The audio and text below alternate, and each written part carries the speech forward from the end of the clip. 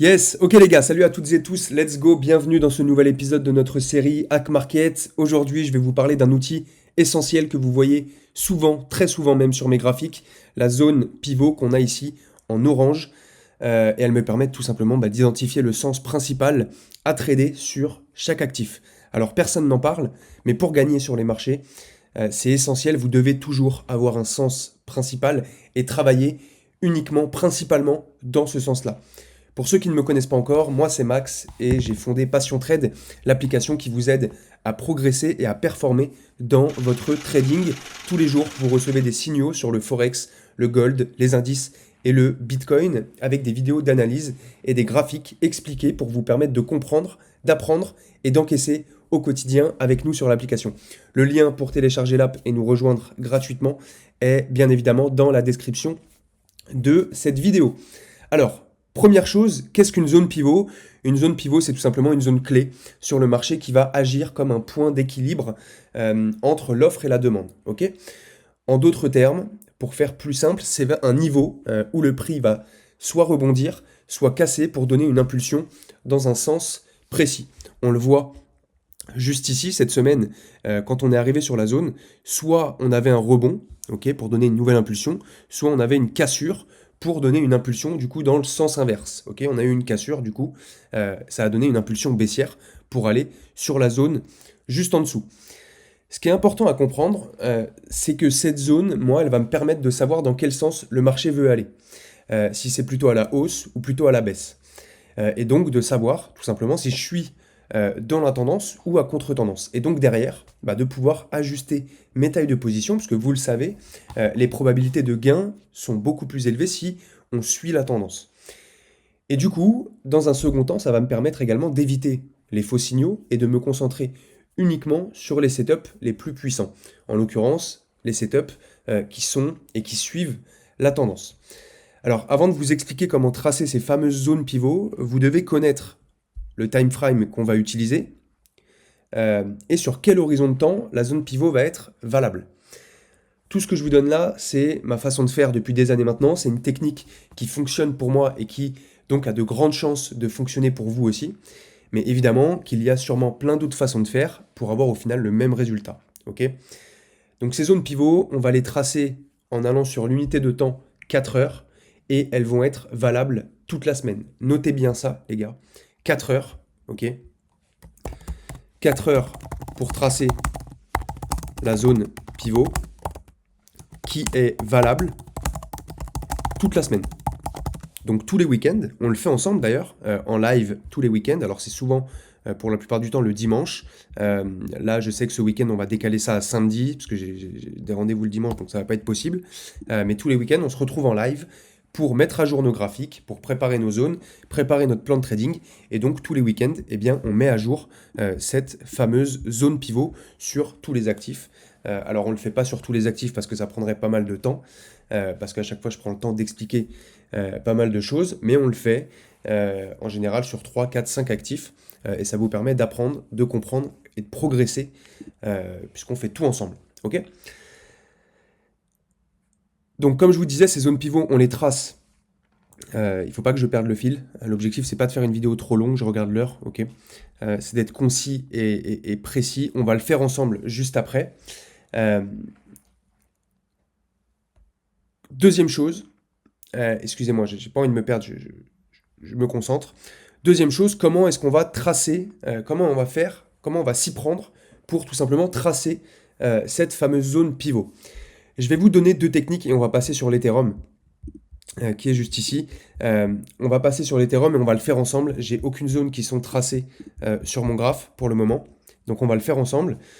Je vais vous donner deux techniques que vous allez pouvoir implémenter directement dans votre trading et dans votre analyse et que vous allez pouvoir utiliser pour justement tracer cette fameuse zone pivot.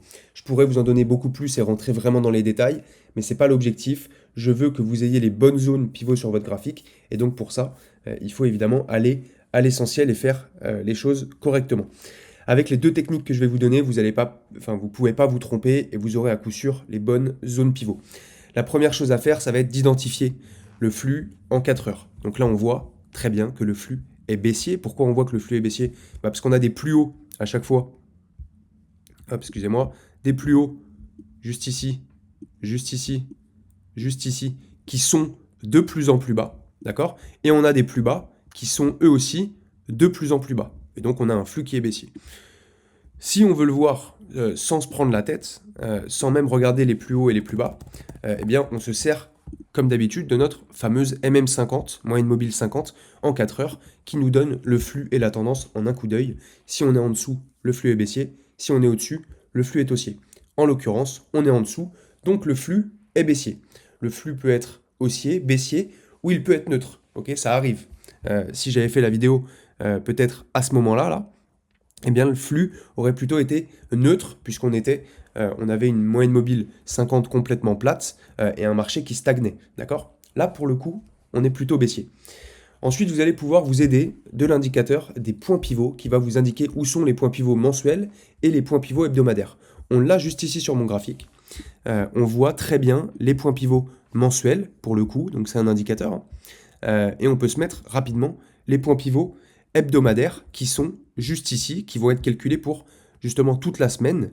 Nous, on va plutôt utiliser les points pivots mensuels. Ok, tac, donc on va enlever les points pivots hebdomadaires. Et là, on voit que sur nos points pivots hebdomadaires, du coup, on a 3 supports, S3, S2, S1, et 3 résistances, R1, R2 et R3 qui est juste ici. Entre ces différents supports et résistances, on a une zone pivot, ici avec le petit P, et c'est tout simplement la zone pivot qui est calculée par l'indicateur. Donc ça va nous donner des informations en plus. Et la dernière chose que vous avez à faire, ça va être de regarder où est votre MM50 en 4 heures, qui est juste ici, pour le coup autour des 2575. Est-ce qu'elle correspond au flux que vous avez identifié? Ok. Et est-ce qu'elle correspond également aux zones pivots qui sont données par l'indicateur? Elle correspond au flux et elle correspond pas trop à l'indicateur, puisque la zone pivot est bien plus haute, mais on est à la fin du mois, donc c'est peut-être aussi pour ça. Avec tous ces éléments-là, vous allez pouvoir tracer votre zone pivot. Règle importante, il faut que votre zone pivot ait déjà été travaillée plusieurs fois par le marché, et vous ne devez pas tracer vos zones pivot au hasard, mais toujours utiliser une logique de structure et de réaction du prix. Je vous l'ai dit tout à l'heure, je le répète, il faut que votre zone soit un niveau que le marché a déjà travaillé plusieurs fois. On ne peut pas mettre, par exemple, une zone pivot sur un niveau que le marché n'a jamais travaillé. D'accord? Votre zone pivot doit toujours suivre, comme je viens de vous le dire, une logique de structure et de réaction du prix. Alors, comment est-ce qu'on peut tracer sur notre graphique la zone pivot sur l'Ethereum, là, à l'instant T où je vous parle? On a plusieurs éléments. Donc on sait que la zone pivot donnée par l'indicateur, elle est ici. Ok, ça me paraît un peu haut pour le coup. Alors on aurait pu la mettre ici au début du mois. Là, on est vraiment à la fin du mois. Donc on doit évoluer et on doit mettre à jour notre zone pivot à chaque fois. Donc elle pourrait être ici, notre zone pivot, puisqu'on est sur du coup le support 1 de l'indicateur point pivot. On est également sur le plus bas du mois dernier qui est matérialisé avec la ligne pointillée en rouge ici. Ça correspond également au plus haut de la semaine dernière avec la ligne pointillée bleue qui est ici sur mon graphique. Donc ici, on a quand même une convergence d'éléments assez importante. Ok. Mais le petit truc qui va me déranger, c'est la MM50 qui est beaucoup plus basse et qui, vous le savez, donne le ton, donne la tendance et donne le flux. Donc, pour le coup, je verrais plutôt une zone pivot autour de ce niveau-là, puisqu'on voit que ce niveau-là, déjà, c'est le support 2 sur l'indicateur, mais c'est également un niveau qui a fait office de support ici, office de support une seconde fois juste ici, et office ici de résistance. Dès qu'on l'a cassé à la baisse, ici ça a fait office de résistance. Donc on voit bien que ce niveau-là joue un rôle clé, un rôle majeur dans la tendance et dans le flux sur l'Ethereum en ce moment. Ok?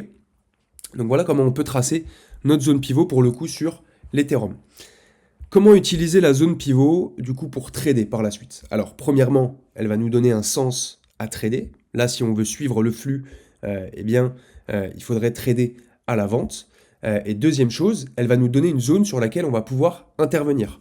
Donc on sait que si on retourne sur la zone pivot ici par exemple, c'est un exemple, hein, évidemment, là on arrive à la fin du mois, donc dès lundi prochain, même dès ce week-end, on va mettre à jour nos zones pivot, et donc la zone pivot va changer, et elle sera probablement pas sur les 2475, ok, 2500 là. Elle sera probablement pas ici, on va sûrement la bouger, à voir ce qu'on fait ce week-end, et quelle zone on va avoir sur le mois prochain, avec l'indicateur des points pivots.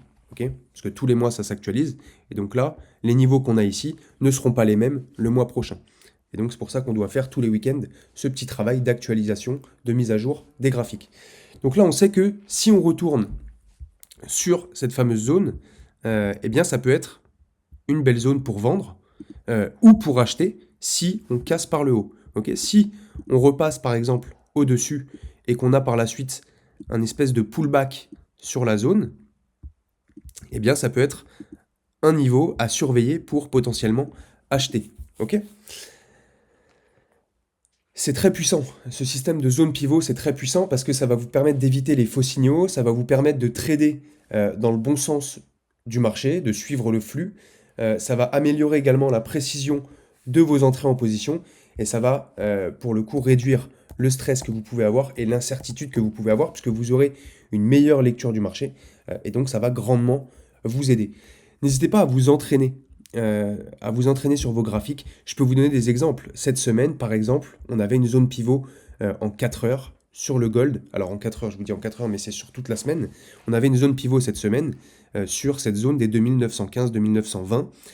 Et en fait, on voit très bien que ça correspond également à la MM50. Okay, on est sur les mêmes niveaux. Et on voit qu'à partir du moment où on a cassé cette zone, eh bien, on a vu une impulsion baissière arriver.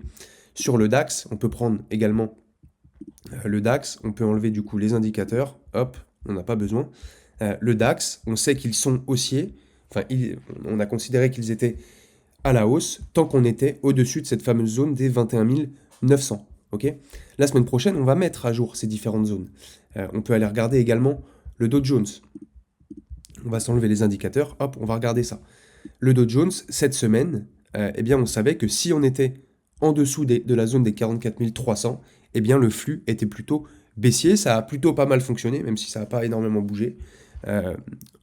On est allé chercher directement la zone en dessous, etc., etc. Sur le Nasdaq, on peut reprendre le même exemple. On va enlever les indicateurs, on va se mettre sur du 4 heures. Hop, on a du coup toutes nos zones sur le graphique. Hop, et on a ici notre fameuse zone pivot. Et on voit très bien que dès qu'on a cassé la zone pivot ici, eh bien, les vendeurs ont repris la main et on est allé chercher cette première zone support, puis cette deuxième zone support. Donc voilà, maintenant vous savez ce qu'est une zone pivot, comment la tracer. On va travailler également, évidemment tout ça ensemble, tous les week-ends, tout au long de la semaine sur l'application. On va mettre tout ce que je viens de vous apprendre en application tous ensemble. Si vous avez la moindre question, surtout n'hésitez pas à laisser un commentaire ou à m'envoyer directement un message sur l'application et je ferai en sorte de vous accompagner du mieux que je peux pour implémenter cette technique-là dans votre trading. Et si vous voulez évidemment progresser plus vite, rejoignez-nous sur Passion Trade, c'est gratuit et vous avez le lien dans la description. Merci à toutes et tous, à très vite pour une prochaine vidéo.